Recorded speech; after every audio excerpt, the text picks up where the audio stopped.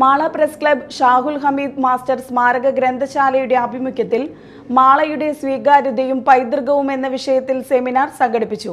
Block panchayat president സന്ധ്യ നൈസൻ ഉദ്ഘാടനം നിർവഹിച്ചു. നമ്മൾക്ക് വേണ്ടിയിട്ട് പറഞ്ഞു തന്നിട്ടുള്ളവരാണ്.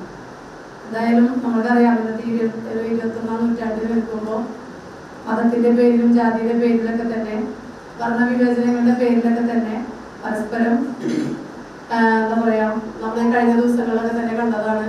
കലാകാരൻ ഉൾപ്പെടെയുള്ളവരൊക്കെ തന്നെ ആക്ഷേപിച്ച് സംസാരിക്കുന്ന ഒരു കലാകാരി, അതൊക്കെ നമ്മൾ കണ്ടതാണ്. അങ്ങനെയുള്ള ഈ ഒരു 21ാം നൂറ്റാണ്ടിലൊക്കെ തന്നെ അതിന്റെ പ്രാധാന്യത്തെ കുറിച്ചും മറ്റു കാര്യങ്ങളെ കുറിച്ചൊക്കെ തന്നെ ഇവിടെ പറയും.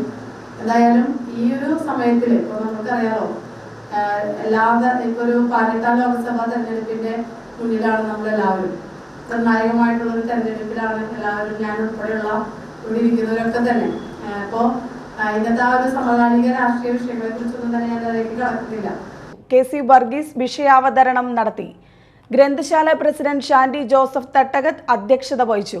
Press club secretary Abbas Mala, E P. Rajeev, Sreedharan Kadalayil എന്നിവർ പ്രസംഗിച്ചു.